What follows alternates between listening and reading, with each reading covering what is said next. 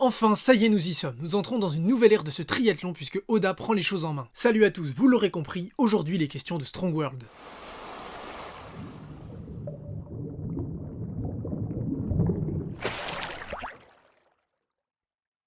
One Piece Filumusu Turongo Warudo est le 10e film de la licence. Il est un peu spécial puisqu'il voit l'arrivée d'Oda au scénario. Les grands moyens sont donc déployés avec un budget beaucoup plus conséquent que ce soit pour la production ou la promotion. D'ailleurs, contrairement à ses prédécesseurs, le film est sorti le 12 décembre 2009 et non en mars. Comme quoi ils ont poussé le truc jusqu'au bout en le sortant 2 semaines avant Noël. Pour l'occasion, on accueille également un nouveau réalisateur, Munehisa Sakai. Il a travaillé sur 130 épisodes de l'anime entre 2005 et 2008 et sur plein d'autres projets. Le film dure un total de 115 minutes et est sorti quelques jours après le tome 56 sur la fin de l'arc Impel Down et avant l'épisode 430, le premier épisode de ce même arc.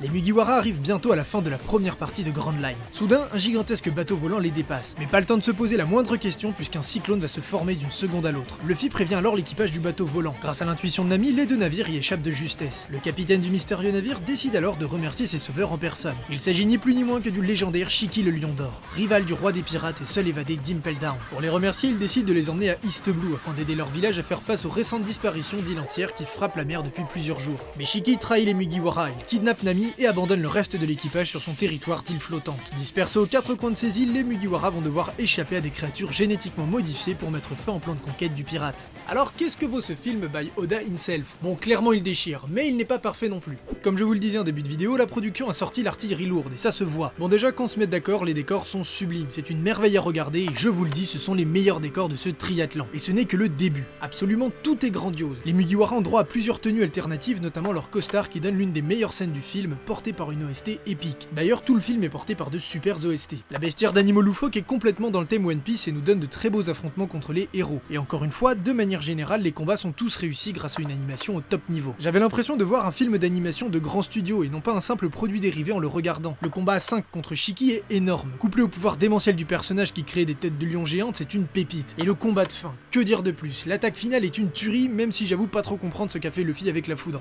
De plus, on sent dès le début que le film veut se démarquer puisqu'il commence immédiat stress, c'est-à-dire qu'il commence directement sur Merveille avec les Mugiwara qui affrontent les animaux pour ensuite revenir une semaine plus tôt et nous explique tout ce qu'il s'est passé. En gros, dès le début, le film nous dit « vous allez en prendre plein la vue ». Ce changement se ressent aussi avec le ton du film plus sombre où il y avait une ambiance un peu angoissante, notamment lorsqu'ils se font laminer par Shiki, que Nami tombe malade ou que le village se fait détruire. Malheureusement, ce film n'est pas parfait et tous ses défauts se résument en seulement une phrase. Ce film est arrivé trop tôt. On nous vend Shiki comme le rival de Roger, celui qui a saccagé la moitié de Marineford et s'est échappé d'Impel Down. Pourtant, il est l'antagoniste d'un film se déroulant avant l'ellipse. Et à partir de là, on peut identifier les différents problèmes. Déjà, Shiki est un antagoniste pourri. Ça me fait mal de le dire car j'aime beaucoup ce personnage que je trouve très charismatique. Mais pourtant, outre le fait qu'il soit un peu lourdingue avec ses running gags, tout son plan est daubé. Son seul véritable membre d'équipage est un clown scientifique qui fait des bruits de paix quand il marche. On est bien loin d'un Marco, d'un Katakuri ou même d'un Burgess. Et puis le reste de son équipage est ridicule. Tous les capitaines alliés sont dépourvus de charisme et pas un seul ne se démarque par son chara-design. Et puis il a quand même passé 20 ans à préparer un plan pour détruire East Blue et mettre le gouvernement à genoux. Plan qui est niqué en moins d'une semaine par 9 rookies ne connaissant même pas le nouveau monde. Je veux dire, Shiki est clairement présenté comme une légende, ce n'est pas le genre de pirate encore à East Blue qui croit pouvoir dominer le monde avec un gros canon. Vous ne pouvez pas nous présenter un ennemi légendaire et le ridiculiser comme ça, parce que là franchement, vu la facilité avec laquelle les Mugiwara ont vaincu les animaux, on balance 5 vice-amiraux et c'est terminé. Et c'est encore pire qu'il soit battu par Luffy qui n'a même pas le haki. Pour moi ce n'est pas seulement une histoire de puissance, mais de cohérence. Oda fait en sorte que toute son œuvre soit cohérente jusque dans le moindre détail. Et là un mec qui a la prestance d'un empereur est vaincu en 2-2. Même s'il y a le traditionnel message que les Nakamas sont précieux, que la spontanéité de la jeunesse peut être plus efficace que 20 ans de réflexion, je n'y crois pas. Venant de la part d'Oda, ça me déçoit énormément qu'il puisse écrire un scénario aussi éloigné de ce qu'il peut faire d'habitude. Et oui, je sais en disant ça qu'à la base ce scénario était prévu pour être un arc. Tout ça me fait dire que le film est arrivé trop tôt, car à l'heure actuelle, en pleine saga des Yunko, il aurait été parfait, et tout ce que je viens de lui reprocher n'aurait quasiment plus lieu d'être. Une fois de plus, Shiki a la prestance d'un empereur, et tout son plan de rassembler ses flottes sur son territoire sont complètement dans la tendance du manga avec l'arc Whole Cake, et bientôt celui de Wano. En plus, Luffy est maintenant beaucoup plus expérimenté, il aurait donc été beaucoup moins dérangeant qu'il batte un adversaire du niveau de Shiki. Et petit effet qui se coule, toute l'intrigue des animaux aurait pu être liée au développement de Luffy et son entraînement avec Rayleigh contre les animaux. Ainsi, Shiki ne serait pas passé pour un gros guignol à établir un plan sur 20 ans réduit à néant par un gamin sans expérience. En revanche, le fanservice est trop présent et ce n'est pas lié au fait qu'il soit sorti trop tôt. De plus, Nami et Robin ont constamment besoin d'être sauvés tout au long du film, au point de devenir un peu chiant. Et la marine s'en est royalement battu les boules du retour de Shiki.